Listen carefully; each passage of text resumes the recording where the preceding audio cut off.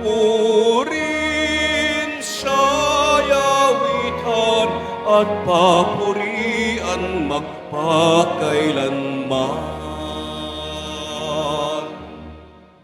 Sa ngalan ng Ama at ng Anak at ng Espiritu Santo, Amen. sumainyo ang Panginoon. At sumaiyo rin. Mga kapatid, aminin natin ang ating mga kasalanan upang tayo ay maging marapat na gumanap sa banal na pagdiriwang. Inaamin ko sa makapangyarihang Diyos at sa inyo mga kapatid na lubha akong nagkasala sa isip, sa salita at sa gawa at sa aking pagkukulang. Kaya isinasamo ko sa mahal na Birheng Maria, sa lahat ng mga anghel at mga banal, at sa inyo mga kapatid, na ako'y ipanalangin sa Panginoong ating Diyos. Kaawaan tayo ng makapangyarihang Diyos, patawarin tayo sa ating mga kasalanan, at patnubayan tayo sa buhay na walang hanggan. Amen. Panginoon, kaawaan mo kami. Panginoon, kaawaan mo kami. Kristo, kaawaan mo kami. Kristo, kaawaan mo kami. Panginoon, kaawaan mo kami. Panginoon, kaawaan mo kami. Manalangin tayo. Ama naming makapangyarihan, maisaloob nawa naming palagian ang mga galing sa Espiritu ng kabanalan upang sa salita at gawa ay aming magampanan ang lahat ng iyong mga kinalulugdan. Sa pamamagitan ni Hesukristo, kasama ng Espiritu Santo, magpasawalang hanggan. Amen. Magsiupo muna po ang lahat.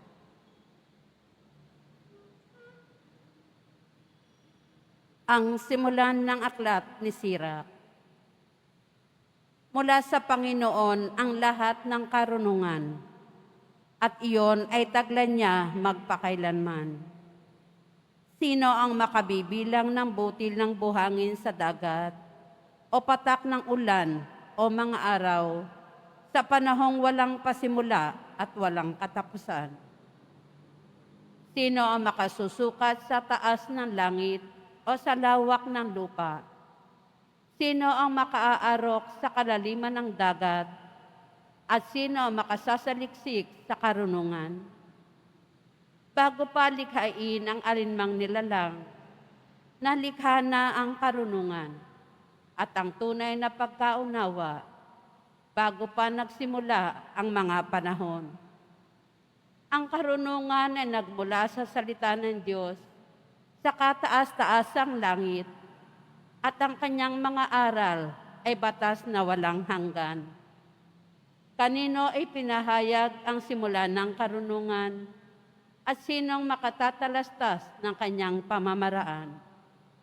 Kanino ay pinagkaloob ang nakakilala sa karunungan, at sinong nakauunawa sa kanyang masaganang mga karanasan? Iisa lamang ang talagang marunong.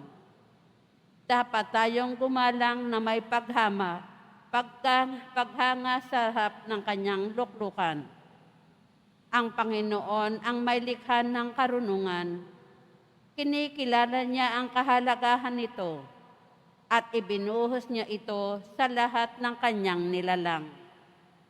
Pinahaginan niya ng karunungan ang lahat ng tao, ngunit higit na masagana ang bigay niya sa mga umiibig sa Kanya.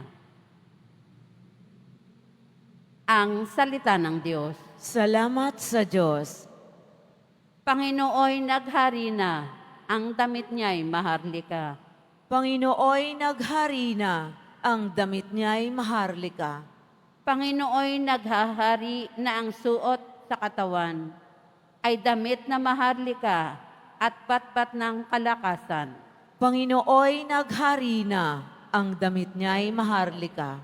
Ang sandigan ng daigdig, matatag ang pinatungan. Kahit ano ang gawin pa'y hindi ito magagalaw. Ang trono mo ay matatag simula pa noong una. Bago pa ang ano paman, ika'y likas naroon na. Panginooy naghari na, ang damit niya'y maharlika. Walang hanggan, Panginoon, ang lahat ng tuntunin mo. Sadyang banal at matatag ang sambahang iyong templo. Panginooy naghari na, ang damit niya'y maharlika. Tumayo na po ang lahat.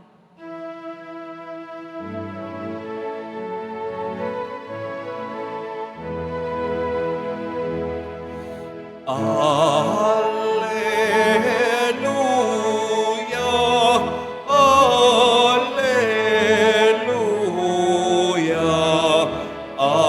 alleluia,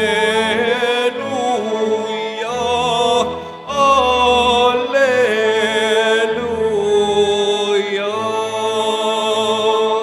Si Kristo ay nagtagumpay,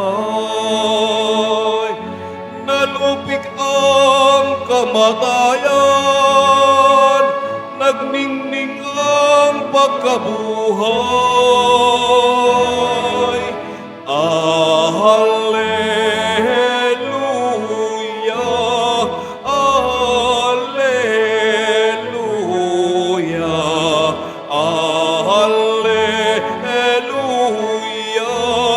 alleluia.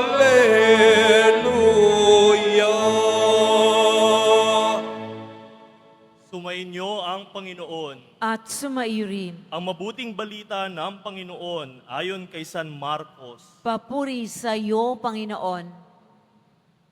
Noong panahong iyon, habang bumababa si Jesus sa bundok, kasama sina Pedro, Santiago at Juan, ay nakita nila ang napakaraming taong nakapaligid sa mga alagad na naiwan at ang mga eskriba na nakikipagtalo sa mga ito.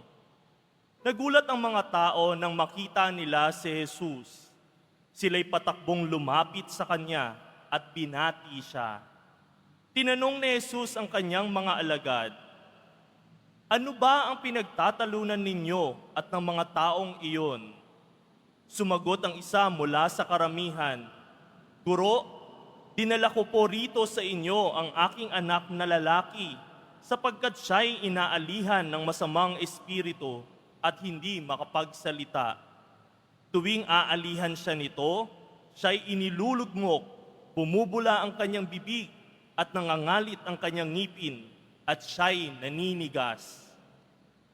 Hiniling ko po sa inyong mga alagad na palayasin ang espiritu, ngunit hindi nila napalayas ito."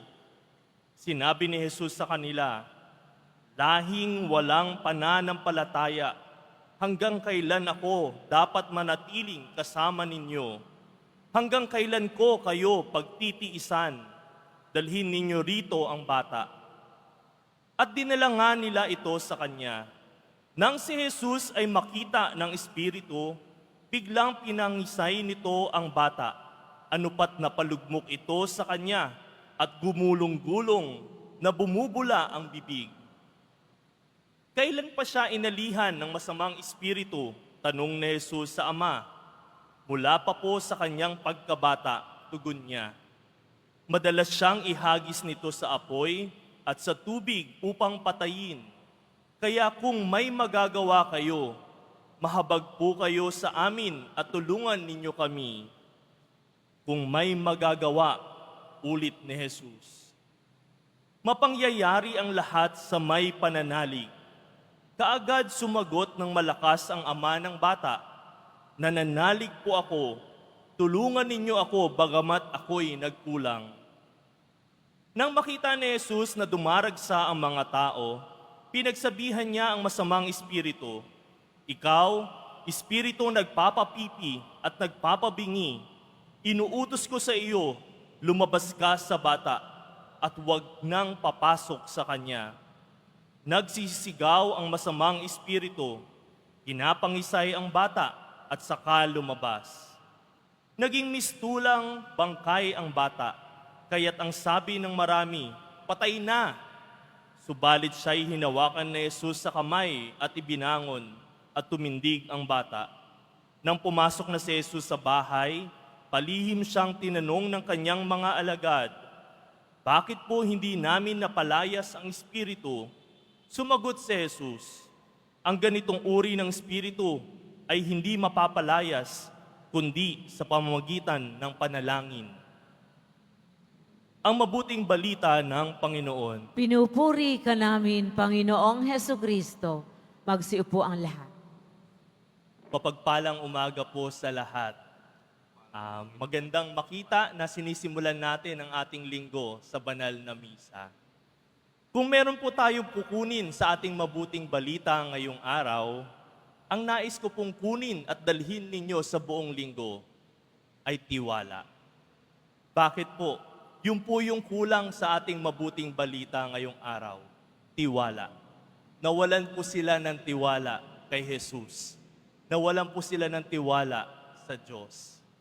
Alam ko po, sa buhay natin, dumadating ang mga pagsubok, dumadating ang mga hirap, dumadating ang mga dagok. Kung kaya't ano po ang nangyayari sa atin, nagdududa. Nakikinig pa kaya siya? Nandito pa kaya siya? Marahil nga po marami sa atin ngayon na lang bumalik sa simbahan. Marahil nga marami sa atin ngayon na lang ulit nagdasal. Ito po ay dahil sa dumadating sa buhay ng isang tao ang pagdududa. At kapag dumating sa buhay ng isang tao ang pagdududa, dumadating din po ang hindi pagtitiwala. Kung kaya't habang binabasa ko po kanina ang mabuting balita, may naalala po akong kwento. Kung naaalala niyo po ang kwento ni Lazarus, mabuting kaibigan ni Jesus na kapatid ni Marta at ni Maria, may isa pong magandang nangyari sa buhay niya. Ano po yun? Nung namatay siya. Kung naalala niyo po ang kwento, nung namatay si Lazarus, ano po ang unang reaksyon ni Jesus? Di po ba? Si Jesus ay nasa misyon noon nung namatay si Lazarus. Ano ang unang niyang reaksyon? Umiyak siya. Naluha si Jesus nang namatay si Lazarus. At dali-dali siyang bumalik ng Bethsaida upang makita ang kanyang mabuting kaibigan. Ngayon po, nung nandun na siya sa Bethsaida, nilapitan siya ni Martha. Ano ang sabi sa kanya ni Martha? Kung nandito ka lang, hindi siya mamamatay. Di po ba? Ganun din po tayo. Kung nakinig ka lang, hindi sana kami nahihirapan. Kung andito ka lang, wala sana kami sa posisyon namin ngayon. Oo, may konting pagdududa si Martha. Pero hindi nawala ang paniniwala niya na may magagawa si Jesus kung nandito ka lang. Yun po yung una niyang pagtangis dahil namatay si Lazarus. Ngunit may isa pa pong dahilan sa kanyang pagtangis. May isa pang dahilan kung bakit umiyak si Jesus nung namatay si Lazarus. Alam niyo po kung ano yon? Isang simpleng bagay. Alam niyang kaya niyang iligtas si Lazarus. Alam niyang kaya niyang ibigay kay Lazarus ang kaligtasan. Alam niyang kaya niyang hindi hayaang mamatay si Lazarus. Ngunit hinayaan niya. Kung kaya't napakasakit para sa kanya nang namatay si Lazarus. Dahil hinayaan niyang mamatay si Lazarus. Ano po ang kadahilanan bakit daw niya hinayaan? Dahil kailangan iyon para papurihan ang Diyos. Kung kaya't mga kapatid, may mga dasal tayong gustong-gustong sagutin ng ating Diyos. May mga hiling tayong gustong-gusto niyang ibigay sa atin. Ngunit, hindi para sa atin. Hindi dahil ayaw niya, kundi kailangan niya itong gawin para papurihan ang Diyos Ama. Hindi po dahil ayaw niya kayong pakinggan, ngunit ito ang kailangang mangyari sa ating mga panalangin. Naway ito po ang baunin natin pauwi. Tiwala, may gagawin ng Diyos sa inyong mga panalangin. Amen.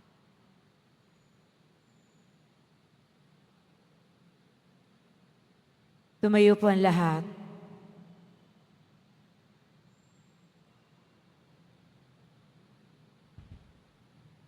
Minamahal ko mga kapatid, Sa pamamagitan ng Ebanghelyo, nagsasalita si Kristo na may walang hanggang kapangyarihan at kumikilos sa kanyang mapagpalang mga gawa.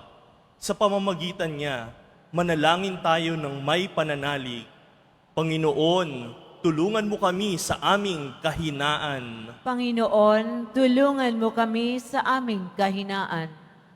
Ang simbahan naway patuloy na magturo ng katotohanan ni Kristo at labanan ang kasamaan sa ating panahon. Manalangin tayo.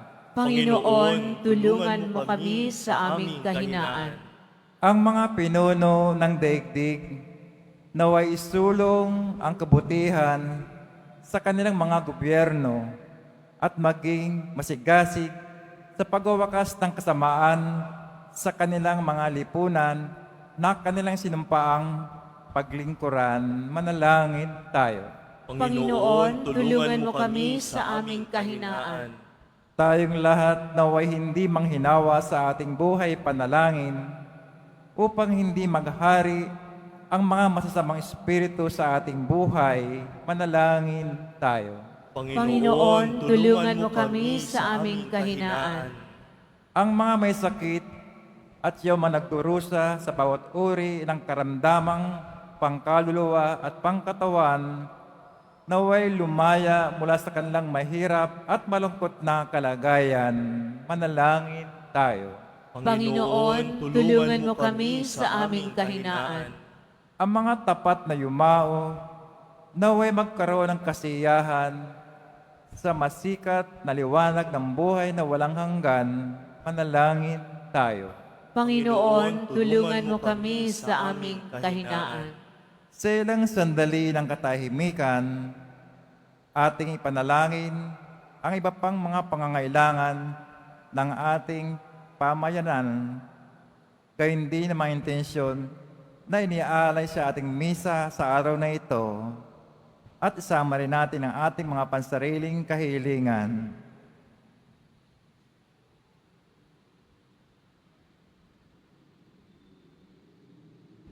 Manalangin tayo. Panginoon, tulungan mo kami sa aming kahinaan. Ama naming Diyos, patuloy mo kaming hilumin sa kasamaan. Hayaan mo ang iyong kabutihan ang siyang magliwanag sa amin sa kapangyarihan ni Jesucristong aming Panginoon. Amen. Magsiupo muna po ang lahat.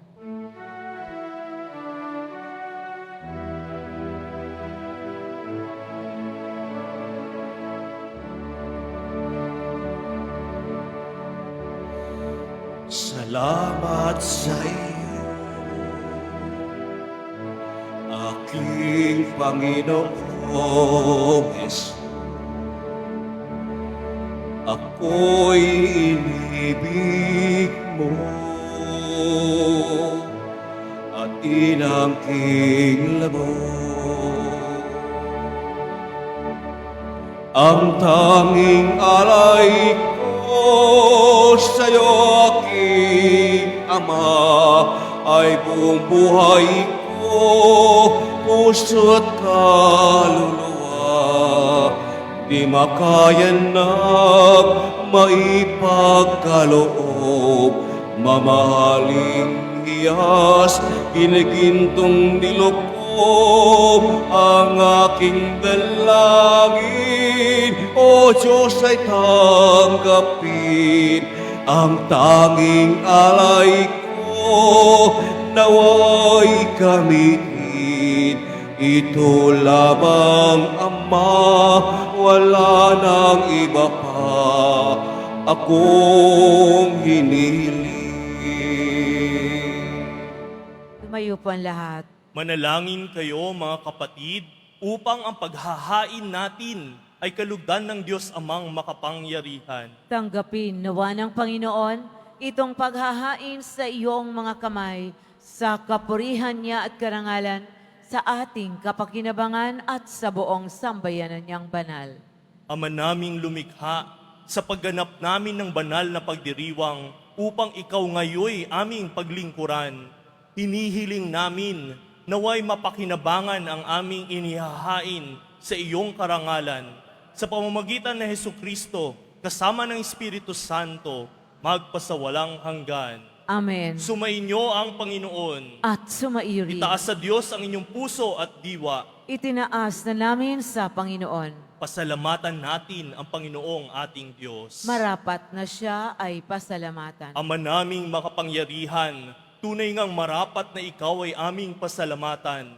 Sa iyong paglingap at kagandahang loob, ang tao'y nilikha mo't pinangasiwa sa sansinukob. Sa hangad mong siya'y iwastong lubos, siya'y pinagdusa mo sa kanyang pagtalikod. Sa iyong paggiliw, iyong ipinahintulot na makabalik siya sa pamamagitan ni Kristo Jesus. Kaya kaisa ng mga anghel na nagsisiawit ng papuri sa iyo, nang walang humpay sa kalangitan, kami nagbubunyi sa iyong kadakilaan. Santo, Santo, Santo, Panginoong Diyos ng mga hukbo, napupuno ang langit at lupa ng kadakilaan mo, o sana sa kaitaasan. Pinagpala ang naparirito sa ngalan ng Panginoon, o sana sa kaitaasan. Lumuhod po ang lahat. Ama naming banal, ikaw ang bukal ng tanang kabanalan. Kaya't sa pamamagitan ng iyong Espiritu, gawin mong banal ang kaloob na ito upang para sa aming maging katawan at dugo ng aming Panginoong Heso Kristo. Bago niya pinagtiis ang kusang loob na maging handog, hinawakan niya ang tinapay, pinasalamatan kanya, pinaghati-hati niya iyon, iniabot sa kanyang mga alagad at sinabi, "Tanggapin ninyong lahat ito at kanin. Ito ang aking katawan na ihahandog para sa inyo."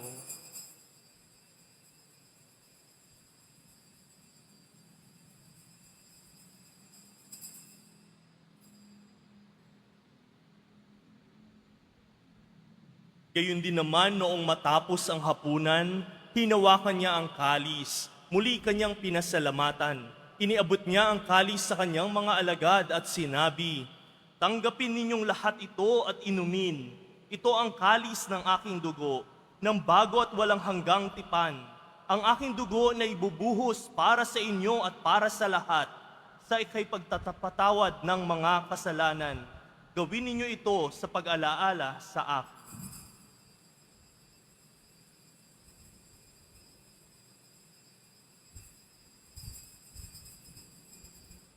Tumayo na po ang lahat.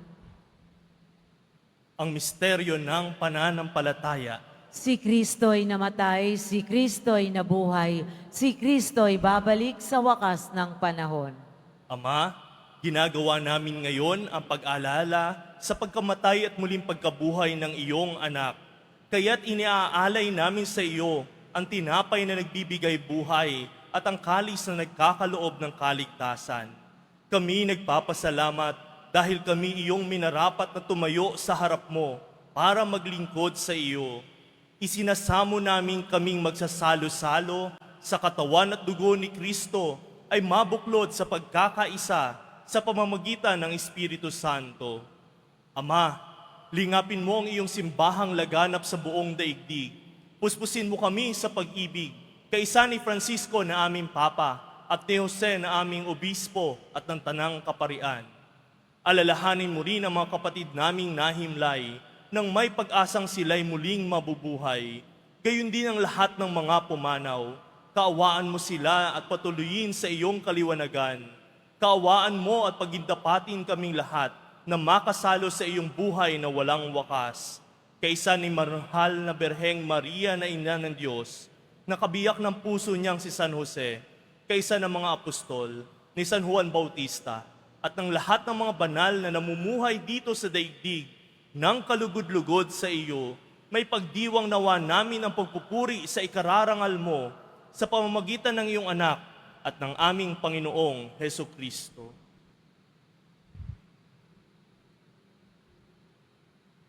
Sa pamamagitan ni Kristo, kasama niya at sa Kanya, ang lahat ng parangal at papuri ay sa iyo, Diyos amang makapangyarihan, kasama ng Espiritu Santo, magpasawalang hanggan. Amen. Sa tagubilin ng mga nakagagaling na utos at turo ni Jesus, na Panginoon natin at Diyos, ipahayag natin ng lakas loob. Ama namin, sumasalangit ka, sambahin ang ngalan mo, Mapasa amin ang kaharian mo, sundin ang loob mo dito sa lupa para nang sa langit. Bigyan mo kami ngayon ng aming kakanin sa araw-araw, at patawarin mo kami sa aming mga sala, para ng pagpapatawad namin sa nagkakasala sa amin, at huwag mo kaming ipaintulot sa tukso, at iadya mo kami sa lahat ng masama. Hinihiling namin kami iadya sa lahat ng masama, pagkalooban ng kapayapaan araw-araw, iligtas sa kasalanan, at ilayo sa lahat ng kapahamakan. Samantalang aming pinananabikan ang dakilang araw ng pagpapahayag ng tagapagligtas naming si Jesucristo. Sapagkat iyo ang kaharian at ang kapangyarihan at ang kapurihan magpakailanman. Amen. Panginoong Jesucristo, sinabi mo sa iyong mga apostol, kapayapaan ang iniiwan ko sa inyo, ang aking kapayapaan ang ibinibigay ko sa inyo.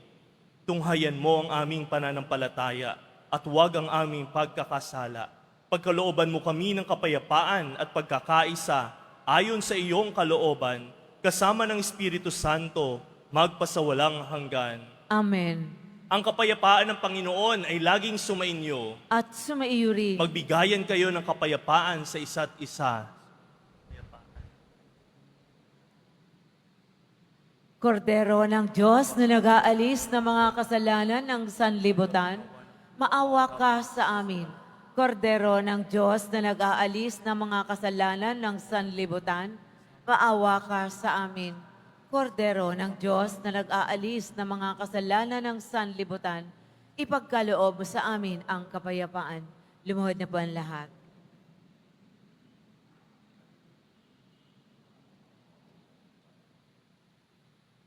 Ito si Jesus, ang Kordero ng Diyos. Ito ang nag-aalis ng kasalanan ng sanlibutan. Mapalad ang mga inaanyayahan sa kanyang tingin. Panginoon, hindi ako karapat-dapat na magpatuloy sa iyo, ngunit sa isang salita mo lamang ay gagaling na ako.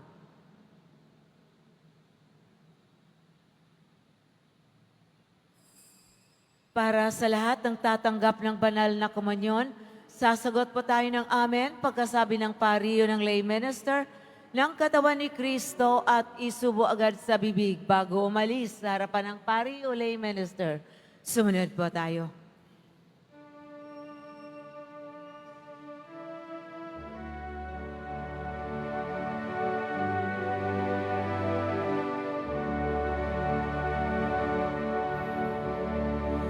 Sa Diyos lamang mapapanatag ang aking kaluluwa. Sa Kanya nagmumulang aking pag-asa at kaligtasan. Sa Diyos lamang mapapanatag ang aking kaluluwa. Sa Kanya nagmumula ang aking pag-asa at kaligtasan.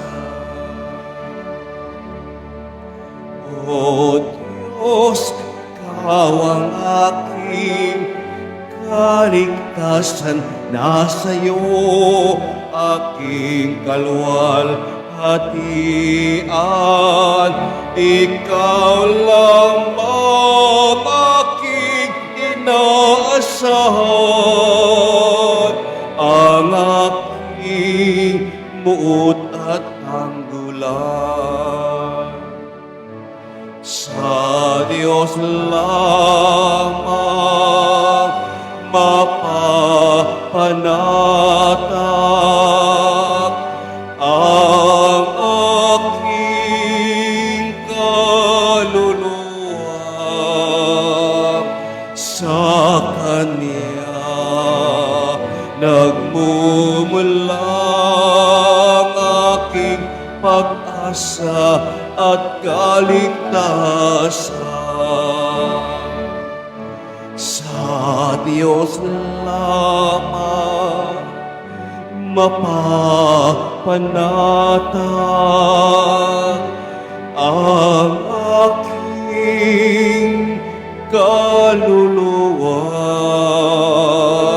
Sa Kanya nagmumula ang aking pag-asa at kaligtasan. Pagkatapos ng misa, wiwisikan po ang lahat ng banal na tubig. Pinakikiusapan ng lahat na manatili lamang muna sa inyong mga lugar. Sa Quezon Boulevard o sa Plaza San Juan lamang ang labasan ng lahat. Sumunod po tayo. Maraming salamat po sa inyong pagdalaw at pagsisimba sa Basilica Menor at Pambansang Dambana ni Jesus Nazareno. Tumayo na po ang lahat. Manalangin tayo.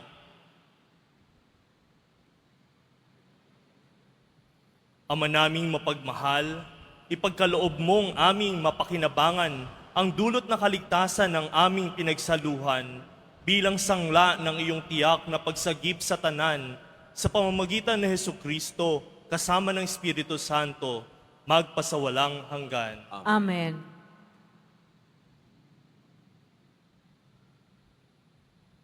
Sumainyo ang Panginoon. At sumairin. Iyuko natin ang ating ulo. Mahal na poong Jesus Nazareno, inihayag mo sa pamamagitan ng krus ang walang maliw na pag-ibig ng Diyos sa sangkatauhan. Pakinggan mo ang aming kahilingan, lalo na para sa mga nangangailangan ng iyong tulong at awa. Makamtamnawa namin ang iyong kasagutan na may utang na loob na tinatanaw. Basbasan din po ninyo itong mga imahin at dasalan upang lalo kaming manalangin at magtiwala. Sa pamamagitan ng bendisyon na ito, naway lalo kaming maging mapaglingkod, masunurin at tapat sa iyo na aming malwalhating Panginoon, magpasawalang hanggan. Amen. At pagpalain kayo ng makapangyarihang Diyos, Ama, Anak, at Espiritu Santo. Amen. Humayo kayong taglay ang kapayapaan ng poong Jesus Nazareno. Salamat sa Diyos.